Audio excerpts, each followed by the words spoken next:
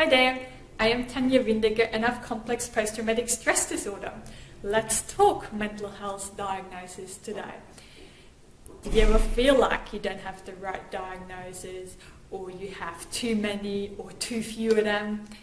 You know, that was quite a bit of a journey there for me. So, because a good 15 years ago, when it was first suggested to me that I may have PTSD, I was like, no, not me. You know, you have to have trauma in your life to have that. And at that point, I was still really trying to minimize everything that happened. You know, if you'd asked me, I would tell you I'd had the perfect childhood and so forth. It wasn't that I was lying about it. I was, in denial, and most of it was really, I wasn't really fully aware of yet either, because most of the trauma I really compartmentalized, and it was in areas of my brain I really didn't have access to at that point, and it started coming up. So I had a lot of more flashbacks and nightmares and so forth. So I was referred to a psychiatrist, and that's where I got my diagnosis with complex PTSD. I don't know what that was like for you, but for me that was just so difficult. I was really struggling with that diagnosis, because all in a sudden it was in my face that what happened to me in childhood, that was actually trauma, that was abuse, that was bad. It was significant enough to affect the way my brain developed, the way I can function now, and so forth, and give me complex PTSD. So there was this big contradiction there, and that was really hard for me to accept, and it took me a long time. But what I did then was I spent a lot of time with Dr. Google. So I don't know if that's you too, but then I just started reading into it. And once you Google complex PTSD, of course you get a whole heap of other mental health disorders in about that as well.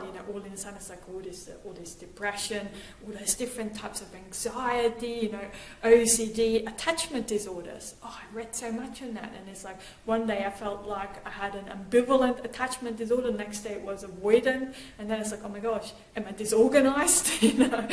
And all these kind of things I tried to look up and read up to, and really all I did was searching for all the things that were wrong with me.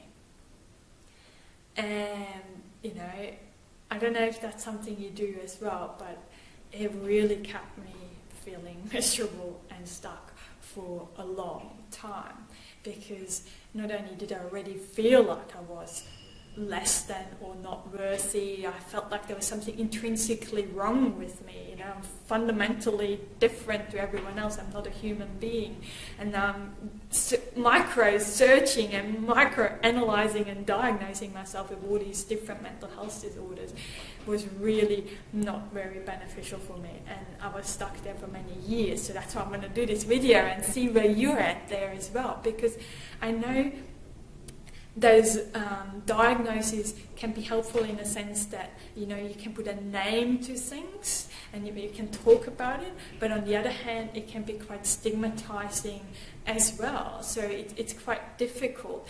But I wish now that I didn't spend so much time on really reading into all these different diagnoses, but I would have spent more time in just searching for things and how to help me to get out of there, and spent more time and seeing and finding the things that are okay about me. Realizing that I was actually really creative and resourceful in finding ways to keep functioning day after day.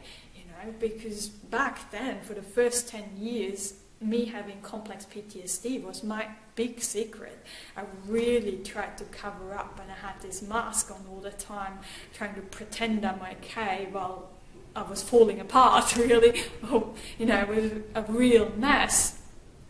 So I think, as I said, I just wish I would have gone that way earlier as well, but I would really love to hear what your thoughts are on that as well.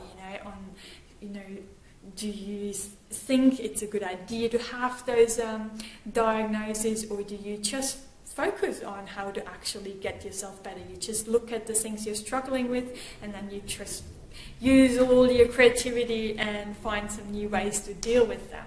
And I think that's a much better way to go. But as always, everything has a place, and there's always good things about it and not so good things about it. So I think it's just good to be open, and I think it's just so important that we can openly discuss mental health disorders as well. We don't need to be ashamed about them.